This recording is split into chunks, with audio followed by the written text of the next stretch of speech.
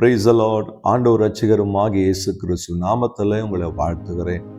பிரியமானவர்களே, சந்தோஷமா இருக்கிறீங்களா? கர்த்தருடைய வார்த்தை உங்க கூட பேசுதா? இன்னைக்கும் ஆண்டவர் உங்க கூட பேசுவார் வித்தியாசமான செய்தியை கொண்டு. யாத்திராகமம் 4ஆம் அதிகாரம் 2ஆம் வசனம். கர்த்தர் அவனை நோக்கி, உன் கையில் இருக்கிறது என்ன என்றார். ஒரு கோல் என்றார். கர்த்தர் அடிமைத்தனத்தில் இருக்கிற இஸ்ரவேல் ஜனங்களை மீட்டு கொண்டு வரும்படி மோசேவை அனுப்ப விரும்புகிறார். அப்போது மோசே இடத்துல அவர் கேட்கிற கேள்வி, உன் கையில என்ன இருக்கிறது? மோசே பதில் சொல்றாரு, கோல் இருக்கிறது. மோசேக்கு தெரியாது தன் கையில் இருக்கிற இந்த கோலை கொண்டு கர்த்தர் எவ்வளவு பெரிய காரியங்களை செய்ய போகிறார் என்று சொல்லி மோசேக்கு அப்போது தெரியாது. என் அன்பு தெய்வ பிள்ளையே, என் அன்பு சகோதரனே சகோதரியே, நான் என்ன சொல்ல வரேன் தெரியுமா? உங்களிடத்தில் இருக்கிறதை கொண்டு உங்களை ஆசீர்வதிக்கிறவர், உங்களுக்கு அற்புதம் செய்கிறவர், நாம் ஆராதிக்கிற தேவன். எத்தனை பேருக்கு புரியுது? எலியா தீர்க்கதரிசி இந்த சாரிபாத் உதவியிடத்துல கேட்ட கேள்வி, உன்னிடத்துல என்ன இருக்கிறது? நம்ம சொன்னாங்க, என்னிடத்துல கொஞ்சம் மாவும் களையத்துல கொஞ்சம் எண்ணெயும். நடந்தது என்ன தெரியுமா? அந்த கொஞ்சம் எண்ணெயும் கொஞ்சம் மாவையும் கொண்டு பஞ்சகாலம் முடிகிற வரைக்கும் கர்த்தர் அவர்களை அற்புதமாய் நடத்தினார், ஆசீர்வதித்தார், நிரம்பி வழிய பண்ணினார். என் ஆண்டவருடைய கிருபை எப்படி தெரியுமா? நம்மிடத்தில் இருக்கிறதை கொண்டு நம்மை ஆசீர்வதிப்பார், நம்மை மேன்மைப்படுத்துவார். நம்ம நினைக்கிறோம் நம்ம தேடுறது எல்லாம் வெளியில இருக்குது, நம்ம சுற்றி இருக்குது, எங்கேயோ தேடிக்கொண்டு இருக்கிறோம். நம்ம கையில இருக்கிறதை விட்டு விட்டு எங்கேயோ தேடிக்கொண்டு இருக்கிறோம். அவர்கிட்ட போய் ஜெபம் பண்ண சரியாகுமா? இவர்கிட்ட போய் ஜெபம் பண்ணா சரியாகுமா? அங்க ஓடினா சரியாகுமா? இங்க ஓடினா சரியாகுமா?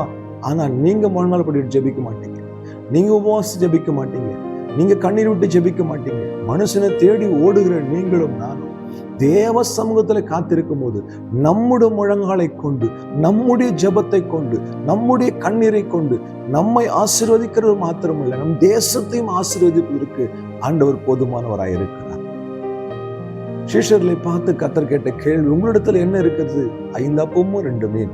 தேவ சமூகத்துல கொண்டு வந்து அவர் அதை ஸ்தோத்திரம் பண்ணி கொடுத்த பொழுது அதே 5 அப்பமும் 2 மீனும் 5000 பேரை போஷித்து 12 கூடைகளை மீதி எடுக்க முடியுது. அப்படி என்றால் என்ன அர்த்தம்? நம்ம கையில என்ன இருக்குதோ, நம்மிடத்துல என்ன இருக்குதோ, அதை கொண்டு நமக்கு அற்புதமும் அதிசயமும் ஆச்சரியமான காரியங்களை செய்வதற்கு நம் ஆண்டவர் போதுமானவராக இருக்கிறார். நான் சொல்றது உங்களுக்கு விலகுதா? உங்கள் ஜெபத்தை கொண்டு கர்த்தர் உங்களுக்கு அற்புதம் செய்வார். உங்கள் கண்ணீரை கொண்டு கர்த்தர் உங்கள் வாழ்க்கையை மாற்றுவார், உங்க பிள்ளைகளை ஆசீர்வதிப்பார். ஆண்டவர் கேட்ட, உன் கையில என்ன இருக்குது?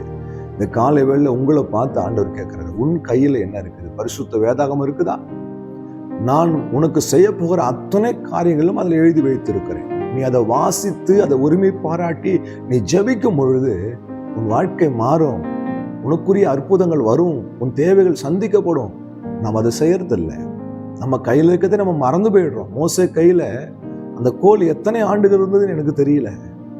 ஏறக்குறைய 40 ஆண்டுகள் அந்த வனாந்தரத்துல அவர் அந்த ஆடுகளை மேய்த்து கொண்டிருந்தார். அப்பொழுதும் இந்த கோல் கையில் இருந்திருக்கும்னு நினைக்கிறேன். இப்போ மெய்ப்பர்கள் கையில எப்போதுமே ஒரு கோல் இருக்கும், ஒரு பாதுகாப்புக்காக, மற்ற காரியங்களுக்காக. ஆனா அன்றைக்கு அந்த கோலை கொண்டு கர்த்தர் பயன்படுத்தினார். எகிப்திய சேனை பின்தொடர்ந்து வருகிறது. முன்னால் செங்கடல், என்ன செய்வதென்று தெரியவில்லை. கர்த்தர் மோசேயை பார்த்து சொன்னார், மோசே, உன் கையில் இருக்கிற கோலை நீட்டி சமுத்திரத்தை 2ஆக பிளந்து விடு. இஸ்ரவேலர்கள் அதில் கட்டாந்தரையில் நடப்பார். மோசேக்கு தெரியுது, கையில் இருக்கிற கோலை கொண்டு தேவன் அற்புதம் செய்ய முடியும். நீங்க யாரா வேணாலும் இருக்கிறாங்க, நீங்க படிப்பறிவு இல்லாதவர் இருக்கலாம், இல்லை ஜெபிக்க தெரியாது, யாராவன இருக்கலாம். நீங்க கர்த்தரை உண்மையாய் தேடும் போது உங்களை கொண்டு, உங்களிடத்துல இருக்கிறதை கொண்டு கர்த்தர் உங்களுக்கு பெரிய காரியங்களை செய்ய முடியும். விசுவாசிக்கிறீங்களா? அற்புதம் பெற்றுக்கொள்ள விரும்புறீங்களா? இன்னைக்கு ஆண்டவர்கிட்ட கேளுங்க, என்னிடத்துல என்ன இருக்குதுப்பா, அதை கொண்டு நீங்க என்ன செய்ய போறீங்கப்பா? செய்யுங்கப்பா, நான் அர்ப்பணிக்கிறேன்ப்பா, விட்டு கொடுக்குறோம்ப்பா, நீங்க சொல்லுங்க. இன்னைக்கு உங்கள் அற்புதம் ஆரம்பமாகும். ஜெபிக்கலாமா? அன்பும் இரக்கமுள்ள நல்ல ஆண்டவரே, இந்த வார்த்தைக்காக ஸ்தோத்திரம். எங்களிடத்தில் இருக்கிறதை கொண்டு எங்களை ஆசீர்வதிக்கிறவர், எங்களை பாதுகாக்கிறவர், எங்களை உயர்த்துகிற தேவனா இருக்கிறதுக்காக ஸ்தோத்திரம். வார்த்தை கேட்கிற ஒவ்வொரு உள்ளத்திலும் கர்த்தர் பேசுகிறார். பெரிய காரியங்களை செய்யுங்க. இயேசு கிறிஸ்துவின் நாமத்தில் பிதாவே, ஆமென். ஹல்லேலூயா. God bless you.